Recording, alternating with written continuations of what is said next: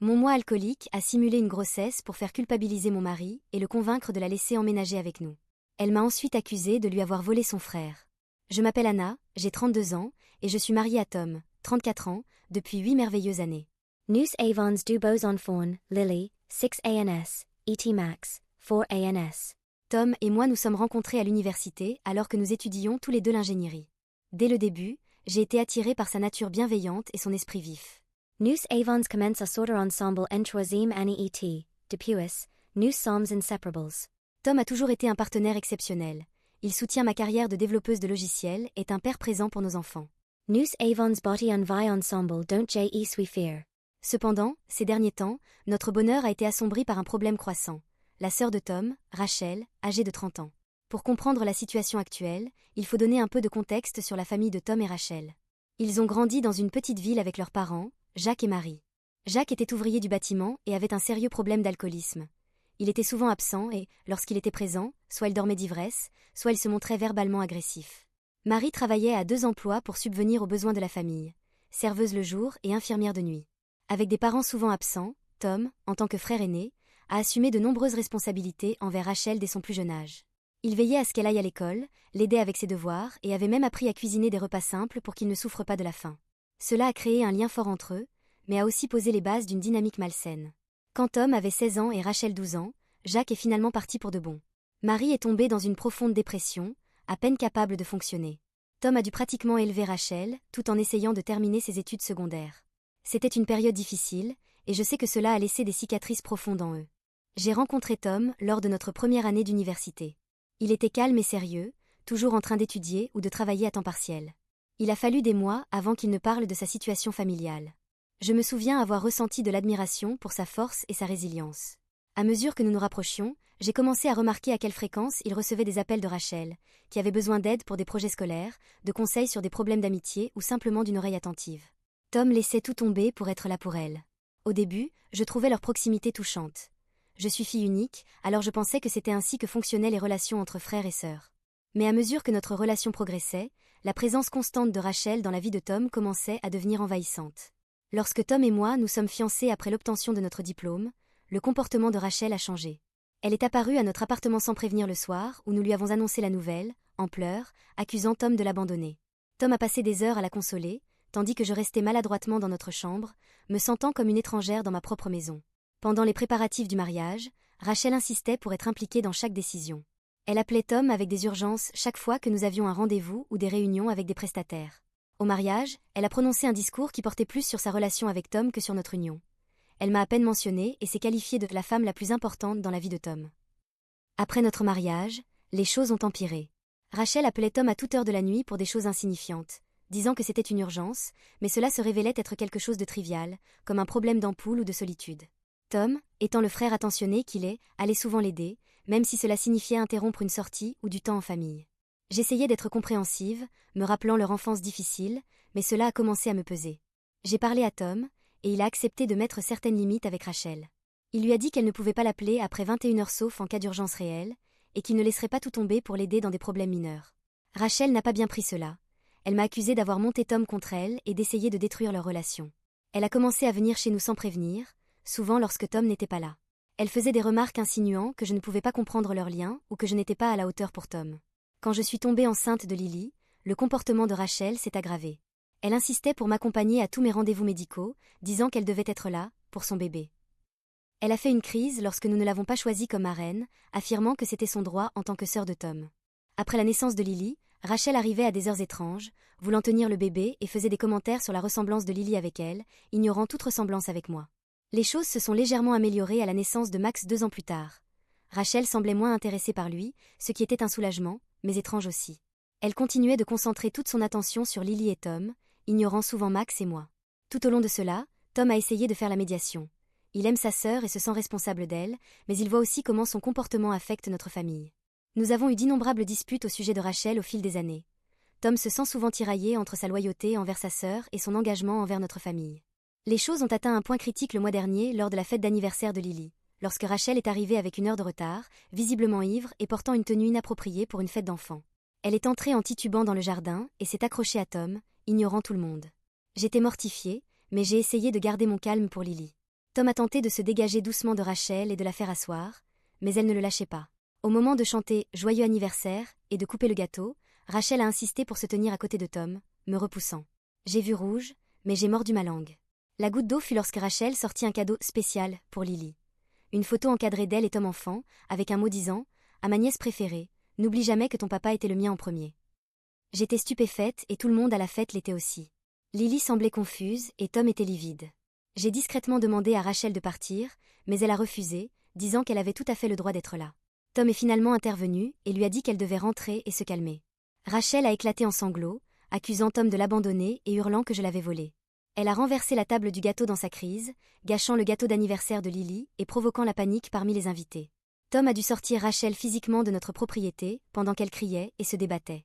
Nos voisins sont sortis pour voir ce qui se passait, et je me suis retrouvée à expliquer à un groupe de parents choqués et d'enfants en pleurs pourquoi la fête devait se terminer plus tôt. Après que tout se soit calmé, Tom et moi avons eu une longue et difficile conversation. Il a admis que le comportement de Rachel était hors de contrôle depuis longtemps, mais qu'il avait été dans le déni de la gravité de la situation. Nous avons convenu d'établir des limites fermes avec elle, y compris couper le contact si elle ne cherchait pas de l'aide pour ses problèmes. Nous avons décidé d'écrire une lettre à Rachel, lui expliquant que son comportement à la fête était inacceptable et qu'elle devait chercher de l'aide professionnelle pour son attachement malsain à Tom. Nous avons clairement indiqué que, jusqu'à ce qu'elle montre un vrai changement, elle ne serait pas la bienvenue chez nous ni auprès de nos enfants. Une semaine après l'envoi de la lettre, Rachel a finalement répondu avec un long email rempli d'accusations et de manipulations émotionnelles. Elle a affirmé que j'avais toujours été jalouse de sa relation avec Tom et que je le manipulais pour la couper de sa vie. Elle disait que Tom était la seule personne qui la comprenait vraiment et que, en la repoussant, nous la condamnions à une vie de solitude. Dans son message, Rachel a évoqué des incidents de leur enfance que je n'avais jamais entendus auparavant. Elle a parlé des fois où Tom l'avait protégée contre les colères ivres de leur père, ou de comment il se privait de manger pour s'assurer qu'elle avait assez à manger. Elle a accusé Tom d'oublier d'où il venait et de l'abandonner, tout comme leur père l'avait fait. Cet email a dévasté Tom. Il se sentait coupable et tiraillé, se demandant si nous n'avions pas été trop durs. Nous avons eu quelques jours tendus où nous avons discuté de la manière de gérer la situation. Je suis restée ferme, rappelant à Tom toutes les façons dont Rachel avait franchi les limites au fil des ans, culminant avec le désastre de la fête d'anniversaire de Lily. Lors d'une de nos discussions, Tom a révélé quelque chose qu'il ne m'avait jamais dit. Lorsque Rachel était au lycée, elle avait tenté de se suicider, et il avait été celui qui l'avait trouvée et l'avait emmenée à l'hôpital. Il ne s'était jamais pardonné de ne pas avoir vu les signes, et cela expliquait en partie pourquoi il se sentait toujours responsable de son bien-être. Cette révélation m'a aidé à mieux comprendre la lutte intérieure de Tom, mais elle a aussi renforcé ma conviction que Rachel avait besoin d'aide professionnelle, pas d'une dépendance affective. Finalement, Tom a accepté que l'email de Rachel prouvait seulement à quel point son attachement à lui était malsain. Il lui a répondu en réitérant que nous l'aimions, mais que son comportement était inacceptable. Il l'a de nouveau encouragée à chercher de l'aide professionnelle et lui a expliqué qu'à moins qu'elle ne le fasse, nous maintiendrions nos distances. Rachel n'a pas bien pris cette réponse et a commencé à appeler sans cesse le téléphone de Tom, laissant des messages allant de supplications en pleurs à des crises de colère. N'obtenant pas de réponse, elle a commencé à se présenter sur son lieu de travail, ce qui a conduit son patron à lui demander de partir à plusieurs reprises. Tom était embarrassé et stressé par la possibilité que cette situation affecte son emploi. Les choses ont encore empiré lorsque Rachel a fait une publication sur Facebook m'accusant de lui voler son frère et de le détourner de sa famille. Elle a partagé de vieilles photos d'elle et Tom, avec de longues descriptions de leurs liens étroits et de la façon dont je détruisais cette relation. Certains membres de la famille élargie de Tom et d'anciens amis ont commenté, prenant le parti de Rachel sans connaître toute l'histoire. Une des publications qui m'a particulièrement dérangée montrait une photo de notre jour de mariage, où elle s'était interposée entre Tom et moi. La légende disait « Souvenir du temps où nous étions tous heureux, avant qu'elle ne s'immisce entre nous ». C'était exaspérant, car Rachel s'était imposée sur cette photo, et je me rappelle avoir été agacée à ce moment-là. Tom était furieux en voyant ces publications et a finalement explosé, rédigeant une réponse publique dans laquelle il détaillait le comportement de Rachel au fil des années et expliquait pourquoi nous avions dû fixer des limites. Il a demandé aux gens de ne pas prendre parti dans une affaire familiale qu'il ne comprenait pas pleinement. La plupart des commentaires ont été supprimés après cela, et Rachel a retiré sa publication originale. Pendant tout cela, la mère de Tom s'est retrouvée prise au milieu. Elle nous appelait en pleurs et nous suppliait de nous réconcilier avec Rachel. Elle disait que Rachel perdait le contrôle et que la coupée de nos vies était cruelle. Tom a tenté d'expliquer notre position, mais sa mère semblait ne pas comprendre la gravité de la situation. La semaine dernière, la situation est devenue encore plus sérieuse lorsque Rachel est apparue chez nous tard dans la nuit, visiblement ivre. Elle frappait à la porte et criait pour que Tom sorte. Nos enfants se sont réveillés, terrifiés par le bruit. J'ai appelé la police pendant que Tom essayait de calmer Rachel par la porte. Lorsque les agents sont arrivés, Rachel a tenté de les convaincre que nous retenions Tom contre son gré. Elle a raconté une histoire délirante sur comment je lui avais lavé le cerveau et l'empêchais de voir sa véritable famille. Les policiers ont rapidement compris qu'elle était ivre et l'ont escortée hors de notre propriété. Ils nous ont demandé si nous voulions porter plainte, mais nous avons décidé de ne pas le faire, espérant que cela servirait de prise de conscience pour Rachel. Le lendemain, Tom a appelé la meilleure amie de Rachel, Lisa, pour lui faire part de son inquiétude quant à l'état mental de Rachel et sa consommation d'alcool. Lisa a révélé que Rachel luttait contre l'alcoolisme depuis des mois, mais qu'elle le cachait à sa famille. Apparemment, Rachel avait perdu son emploi 6 mois auparavant à cause de l'alcool, mais elle faisait semblant d'aller travailler tous les jours, vivant de ses économies et maximisant ses cartes de crédit pour maintenir les apparences. Lisa a également partagé que Rachel avait eu plusieurs relations toxiques au cours des dernières années, passant d'un petit ami à un autre, choisissant toujours des hommes émotionnellement indisponibles ou abusifs. Lisa pensait que l'obsession de Rachel pour Tom était en partie due au fait qu'il était la seule figure masculine stable de sa vie. Ces informations nous ont donné une nouvelle perspective sur le comportement de Rachel. Bien que cela n'excusât pas ses actions, cela nous aidait à comprendre la profondeur de ses problèmes. Lisa a accepté d'essayer de convaincre Rachel de chercher de l'aide, et nous espérions que le soutien de son amie pourrait faire la différence. Pour l'instant, nous continuons à maintenir nos distances avec Rachel. Tom reste en contact avec Lisa pour rester informé de la situation de Rachel, mais nous restons fermes dans notre décision de ne pas nous impliquer directement tant que Rachel n'aura pas reçu une aide professionnelle. Cela a été difficile pour Tom, et je peux voir le poids émotionnel qu'il porte. Il a commencé une thérapie pour gérer ses sentiments de culpabilité et de responsabilité envers Rachel. Nos enfants sont toujours perturbés par la visite nocturne de Rachel. Nous avons dû avoir des conversations difficiles avec eux sur les raisons pour lesquelles la tante Rachel ne pouvait pas nous rendre visite pour le moment. Lily continue de demander si la tante Rachel est en colère contre elle, pensant avoir fait quelque chose de mal lors de sa fête d'anniversaire. Cela me brise le cœur de voir comment cette situation les affecte. J'essaie de rester forte pour Tom et nos enfants, mais ce serait mentir de dire que cela ne m'affecte pas aussi. Le stress de la situation a été intense, et je m'inquiète de l'impact à long terme sur notre famille. Pourtant, je sais que nous faisons le bon choix en établissant ces limites. Nous prenons les choses en jour à la fois et espérons que Rachel finira par réaliser qu'elle a besoin d'aide. En attendant, nous nous concentrons sur notre famille immédiate et tentons de créer un environnement stable et paisible pour nos enfants. 1 mois après notre dernière mise à jour, nous avons reçu un appel de l'hôpital local. Rachel avait été admise après un grave accident de voiture. Elle conduisait en état d'ivresse et s'est écrasée contre un arbre. Heureusement, personne d'autre n'a été blessé, mais Rachel a souffert d'une fracture à la jambe et de quelques blessures internes. Tom hésitait à aller voir sa sœur à l'hôpital. D'un côté, c'était sa sœur et elle était blessée. De l'autre, nous avions été clairs sur le maintien des limites tant qu'elle ne cherchait pas d'aide. Après de longues discussions, nous avons décidé que Tom la verrait une fois pour s'assurer qu'elle allait bien, puis prendrait de nouveau ses distances. Lorsque Tom est allé à l'hôpital, Rachel a éclaté en sanglots. Elle s'est excusée pour son comportement et a promis de chercher de l'aide. Elle a dit que l'accident avait été un signal d'alarme et qu'elle se rendait compte à quel point sa vie était hors de contrôle. Tom était prudemment optimiste, mais lui a dit que les actions parlaient plus que les mots et que nous devions voir un changement réel avant de considérer la possibilité de la réintégrer dans notre vie. Rachel a été libérée de l'hôpital une semaine plus tard et est allée vivre chez la mère de Tom pour se rétablir. Au début, il semblait qu'elle pourrait changer. Elle s'est inscrite à un programme de réhabilitation ambulatoire et a commencé à assister aux réunions des alcooliques anonymes. La mère de Tom nous tenait informés, et il semblait que Rachel prenait enfin des mesures pour faire face à ses problèmes. Pendant cette période, nous avons appris plus de détails sur ce qui se passait dans la vie de Rachel. Apparemment, elle avait une relation avec un homme nommé Derek, de 37 ans, depuis 1 an. Derek était également alcoolique et avait des antécédents de violence domestique. Rachel avait trop honte pour parler de cette relation à quelqu'un ou demander de l'aide. La nuit de l'accident, elle fuyait la maison de Derek après une dispute particulièrement violente. Cette information a fait culpabiliser encore plus Tom pour l'avoir éloignée. Il se demandait si, en étant là pour elle, elle n'aurait peut-être pas fini dans une situation aussi dangereuse. J'ai dû lui rappeler que nous ne pouvions pas le savoir et que nos limites restaient nécessaires pour le bien-être de notre famille. Cependant, environ 3 semaines après son rétablissement, les choses ont empiré à nouveau. Rachel a cessé de se rendre à ses séances de réhabilitation et aux réunions des alcooliques anonymes. La mère de Tom l'a surprise en train de boire à nouveau et l'a confrontée.